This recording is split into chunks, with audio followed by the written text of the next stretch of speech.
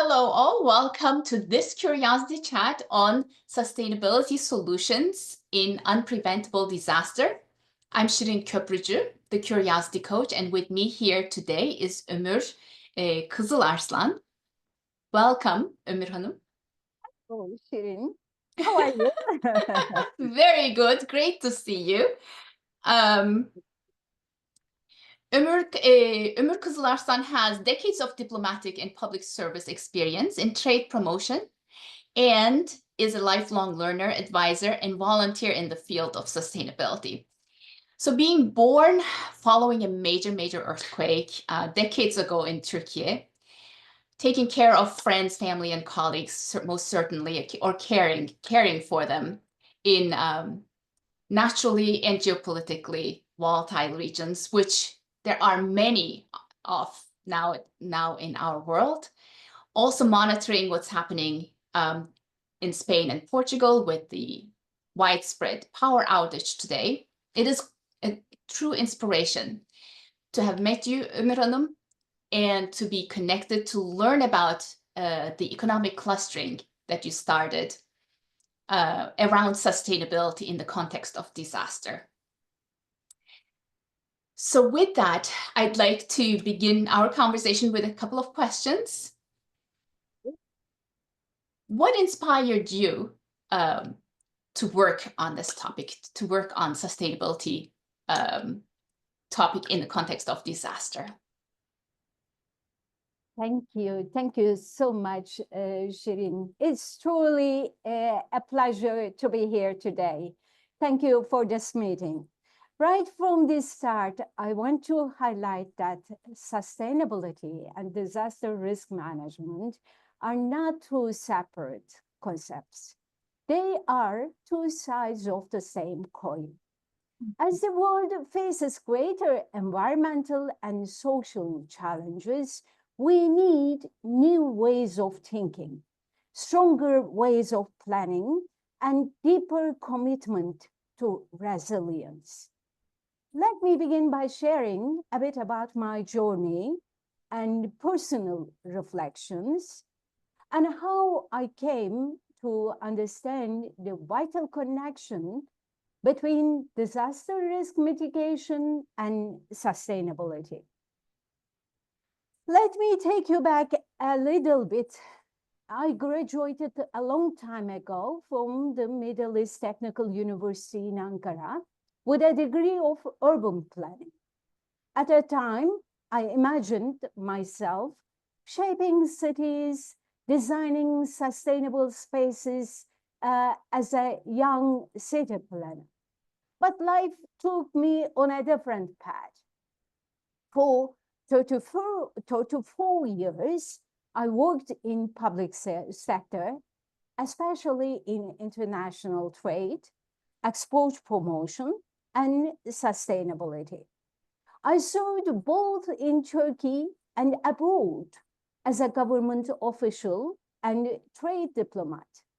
And throughout those years, no matter what field I was working in, one thing remained constant for me: the importance of planning, crisis management, and sustainability.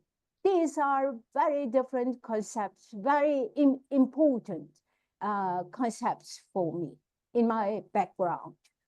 Through my work, I witnessed firsthand how disasters, whether natural or man-made, can disrupt economies, widen inequalities, and set back development by years.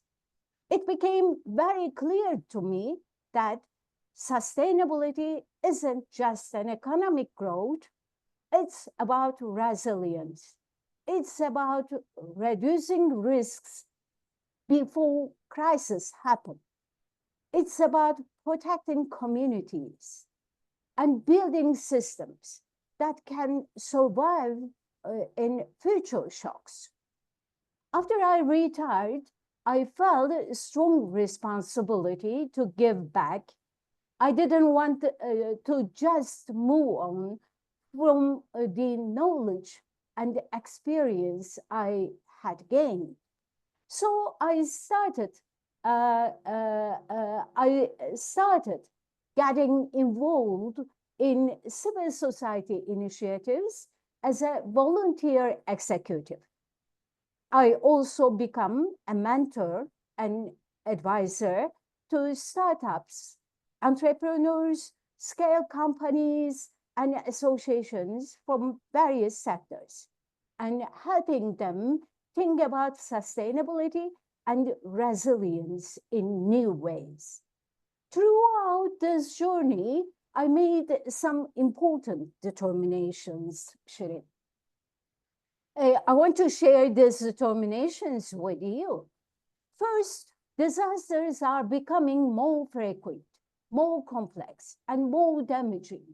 Managing risks, sustainability is not optional anymore. It is critical.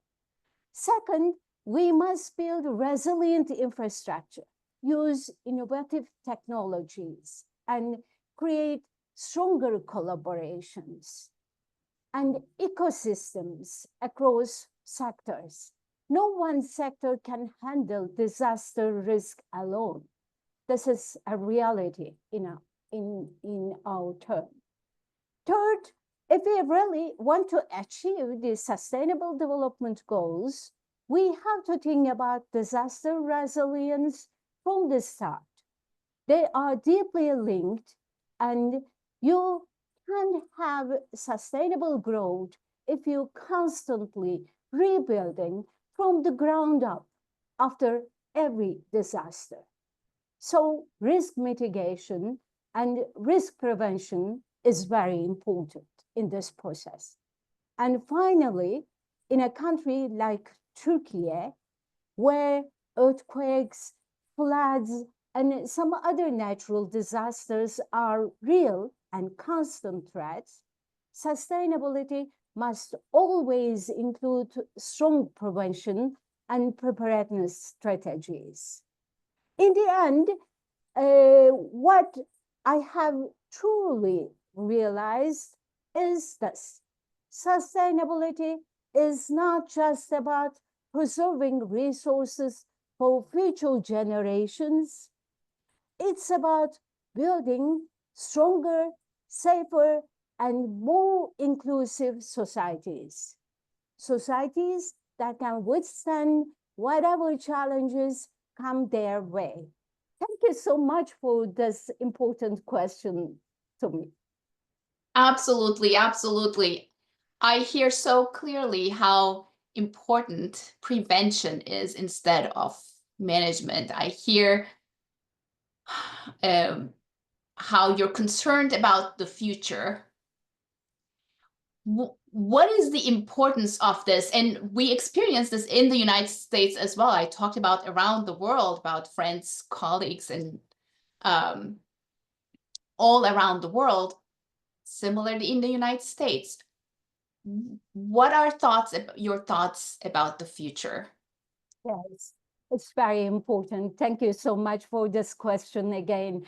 As we look ahead to the future, one thing is very clear: the connection between disaster risk management and sustainability will only grow stronger. We are already seeing how climate change and environmental damage and the unsustainable use of natural resources are making disasters more frequent, more intense, and more damaging. And these risks are not just environmental. They threaten development and the stability of societies and countries everywhere in the world. In the future, disaster risk management and sustainability will not be two separate ideas.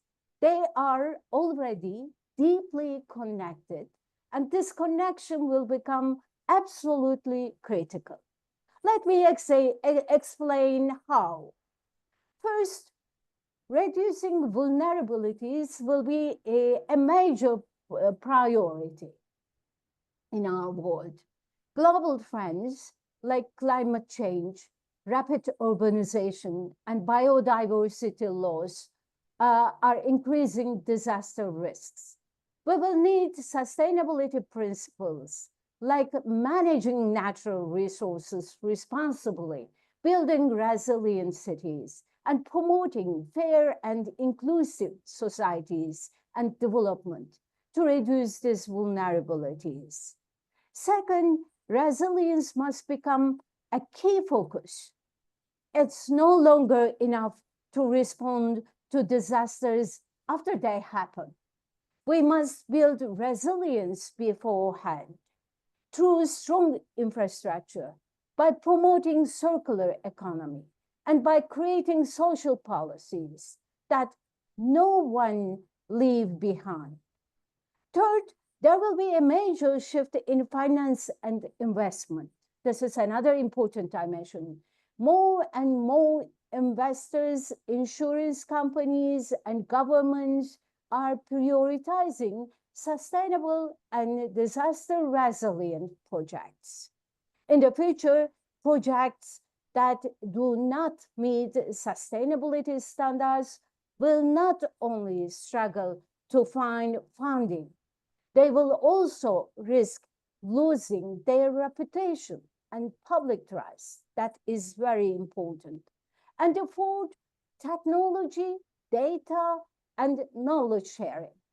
This will play even a bigger role in the future. New technologies, open access to data, and international collaboration will be critical for reducing disaster risks. Innovation and scientific knowledge will not just support emergency response, Shirin. They will help to build long-term sustainable development as well. So if I want to sum it up, disaster risk management will no longer be seen just an emergency management issue. It will be right at the heart of the sustainable development, shaping how we plan, how we grow, and how we protect our communities for the future. And if there is one thing that I have learned, it is sustainability and resilience must go hand in hand if we want to create a safer, stronger, and more sustainable world. Thank you for this second question. Thank you for giving us such inspirational perspective. It sounds like the sustainability term and field is really expanding. When it was more about maintaining resources, it's expanding into maintaining life, building resilience. What are you, as a person who's so passionate about this, so experienced? I mean, your passion is rooted in your experience. What are you curious about? What do you advise everyone else to be curious about? Curiosity. What is the value of curiosity now? Oh, yes, that's I love that word. That is a very meaningful word for myself. Clearly, disaster risk management and sustainability are becoming inseparable. But how we make sure that more people engage with this topic, and how do we spark the kind of lasting curiosity that leads to real learning and action that we require for this purpose? I truly believe that curiosity is at the heart of sustainable progress. Curiosity is much more than a simple feeling. It's an essential force, I believe that. It's an essential force behind learning, knowledge, and ultimately good management. Without curiosity, there can be no true understanding, Shirin. no innovation, and certainly no sustainable future. In fact, I see curiosity as both a responsibility and a lifelong journey of learning, one that must be built on scientific and systematic foundations. Based on my experiences, what I have observed in the field, I believe that there are a few simple but powerful ways that we can spark more curiosity around sustainability and disaster experiences, disaster prevention or risk mitigation, risk prevention experiences. First, we need to tell more stories. I think that people connect much more deeply with stories than they do with statistics. Sharing real life lessons from disasters, along with inspiring examples of sustainable recovery, can ignite real interest. I believe that. Second, we should encourage holistic thinking. That is really very much important for me. We must move beyond seeing disasters as isolated events.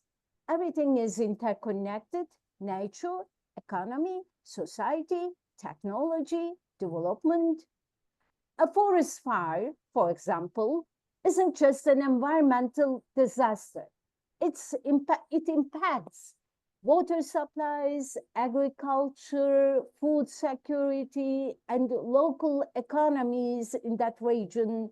When people see these connections clearly, their understanding deepens and their curiosity grows.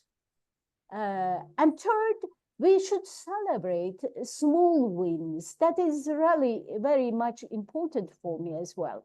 Sometimes it is not the big projects that inspire people, but the small and meaningful successes are much more important than small gains.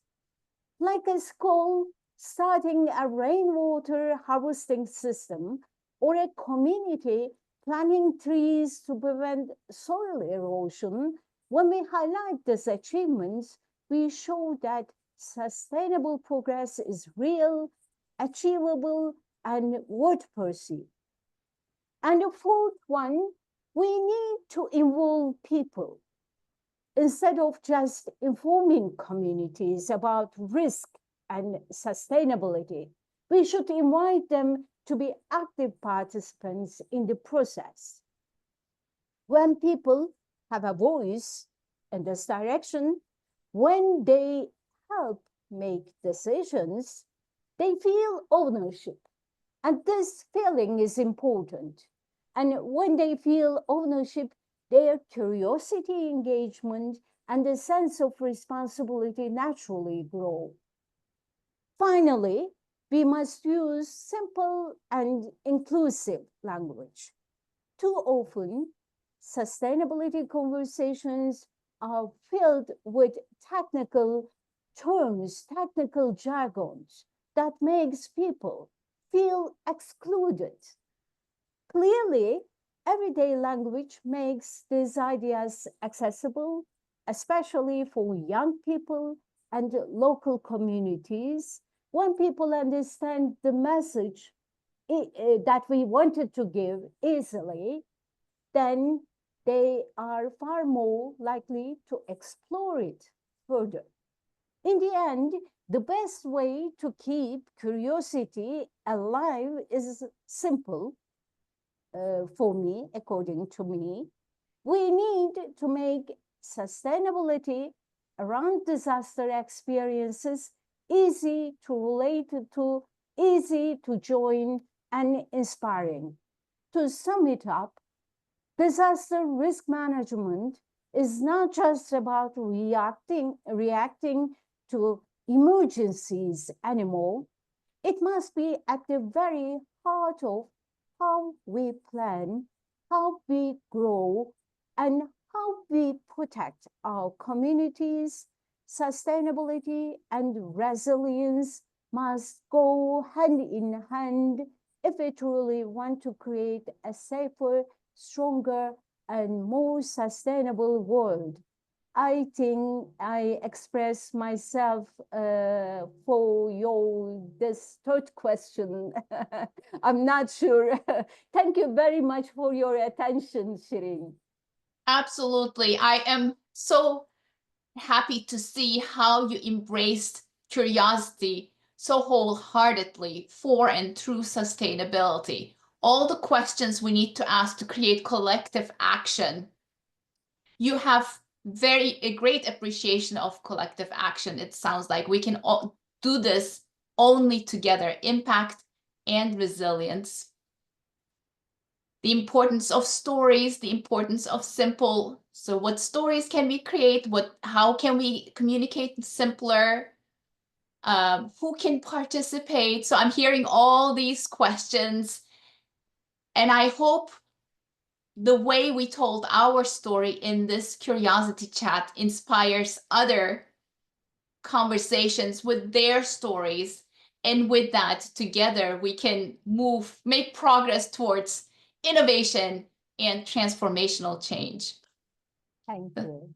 Does that sound good? Thank you Thank so you. much. Thank Thank you you. for this opportunity. It's a great pleasure for me to participate in this meeting and to talk about this curiosity, disaster, and sustainability context. Thank you, Shirin. I'm very glad to hear that. Thank you. Have a very good evening. Bye-bye. You too.